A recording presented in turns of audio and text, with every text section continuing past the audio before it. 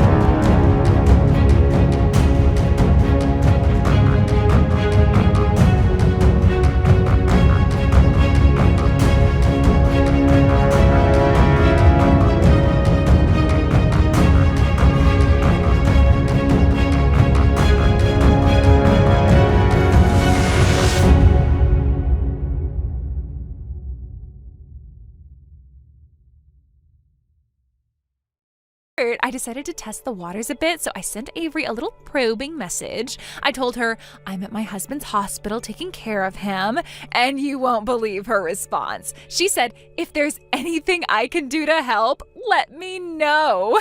She has no idea. Her precious husband is off with me, and she doesn't even suspect a thing. And guess what? My husband is also completely clueless.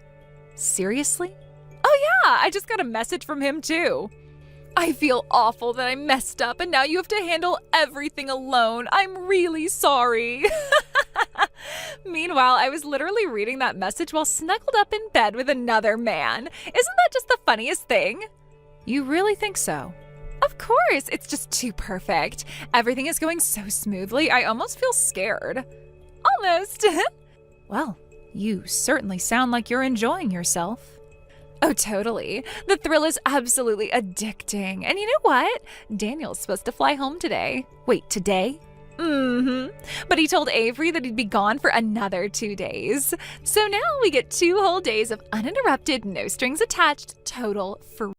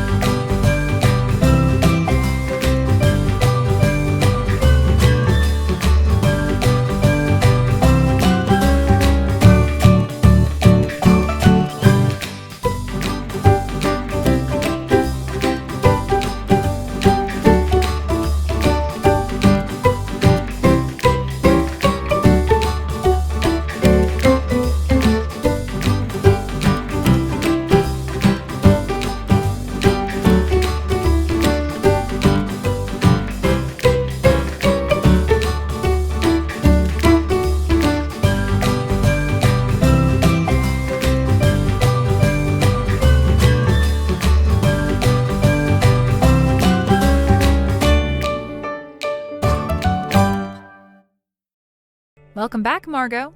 Huh? Wait, come on now. Why are you talking to me like we're so distant now? Where are you now? Just got off the train, standing by the ticket gate. Oh, Daniel and I split up earlier, so I'm heading over to Abby's place to bring her some souvenirs. Oh, your sister's name is Abby, huh? My name is Avery. They do sound similar, so maybe that's why you mixed them up? Wait, Abby? No. That's a terrible joke, Avery. Still haven't realized, huh? Maybe take a second and check. Who exactly have you been messaging all this time? What? Wait, no way. Figured it out? No way. Avery? Not Abby? That's right. The person you've been gleefully spilling all your dirty secrets to is none other than me, the wife of your so-called boyfriend. No. Then Daniel. Oh, he just came home, smiling ear to ear. He's now sitting on the living room floor right in the middle of a very intense lecture. Lecture? Both his parents and mine are standing around him, arms crossed, glaring down at him. No way. Oh, and thanks for those lovely photos of your little romantic getaway. They made it real easy to get him to sign the divorce papers. Wait. By the way, about your sister, didn't you mention in your messages that she's been cheating too? What? With your mother-in-law, no less. While his wife was away taking care of her injured husband, she was sneaking into your house, messing around with her son's wife. Disgusting, isn't it? Wait! And you? Your husband got into an accident, and instead of rushing to be by his side, you were off having a grand old time with my husband. What a wonderful wife you are. No, that's... Oh, speaking of your husband, he was transferred to a hospital here in the city a few days ago. What? And he got permission to go home today, so he's currently at your house with your mother-in-law. No way. Naturally, I told them everything about your sister, about your mother-in-law. What do you mean, everything? Your husband and mother-in-law have already decided to get divorced. Already? Yep. All of that was sorted while you were busy sending me your little, oops, wrong person messages. Now it's just you left.